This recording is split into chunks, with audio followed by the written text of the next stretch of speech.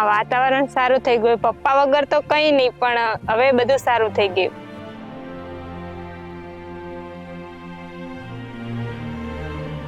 માલનાભાઈ સત્તાભાઈ કાતરોટિયા, ગામ વાછડાલ, તાલુકો ધાનેરા, જિલ્લો બનાસકાંઠા. પેટમાં ખૂનની વોમિટ થઈ ગઈ, બરોબર, ઉલટી થતી, લેવલનો પ્રોબ્લેમ હતી. સાહેબનો આભાર ગણીએ આપણે, રમેશભાઈનો. રમેશભાઈ આસ્થા હોસ્પિટલમાં છોતરાવાડાવાળા. ચૌધરી માનાભાઈ સત્તાભાઈ, રહેવાસી બાછડાલ ગામ. એ મારે ત્યાં ઓલમોસ્ટ 1.5 વર્ષ પહેલાં આવ્યા હશે. ખૂબ જ ગંભીર હાલત હતી. એ સેમ તકલીફ મારે ત્યાં આવ્યા ત્યારે લોહીની ઉલટીઓ ચાલુ હતી. ઘરે 2-3 વાર થઈ ચૂકી હતી. મારે ત્યાં આવ્યા તો લોહીની ઉલટી તો ચાલુ જ હતી. સેમ તકલીફ સાથે એમણે નવસારી બતાવેલું હતું, ડીસા બતાવેલું હતું. બધે જ અભિપ્રાયો લીધેલા હતા અને બધાની સારવાર પણ એમને ચાલુ હતી. પણ વારે ઘડે લોહીની ઉલટી થવાના કારણે એમનું લોહી ખૂબ ઓછું થઈ ગયું હતું. ને હિસ્ટ્રી પરથી અમને ખબર પડી કે એમની જૂની આદતોના કારણે લીવર ખૂબ જ ડેમેજ થઈ ચૂક્યું છે.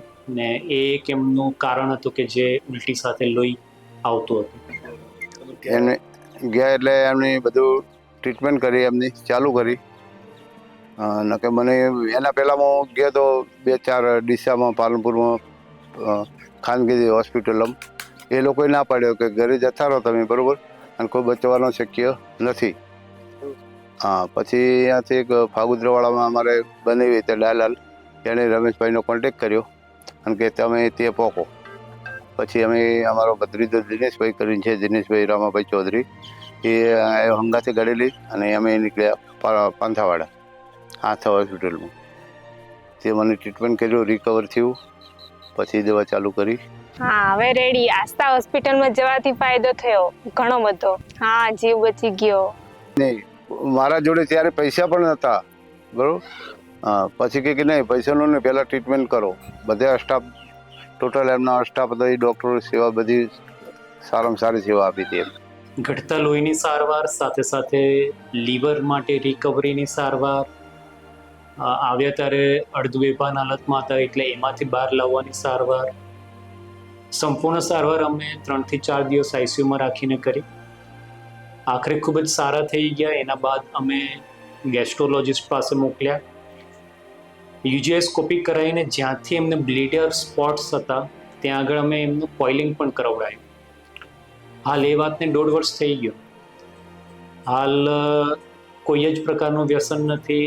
રૂટીન એમની દવાઓ સમયસર લે છે ને એના પછી આજ સુધી એકેવાર લોહીની ઉલટીનો અસર પણ નથી થઈ. ખૂબ જ તંદુરસ્ત છે ને એમનું પોતાનું રોજિંદુ જીવન ખૂબ જ સારી રીતના વ્યતીત કરી રહ્યા છે. એકદમ તંદુરસ્ત થઈ ગયું છે. Thank you so much Rameshbhai. કીધું કે સાહેબે એવું કીધું કે જીવવું હોય તો આની કોઈ પેલું નહીં કરવાનું, ટચ નહીં કરવાનું. હા, હવે કમ્પ્લીટ, હવે ઓકે એકદમ. દવા ચાલુ. હા, દવા ચાલુ.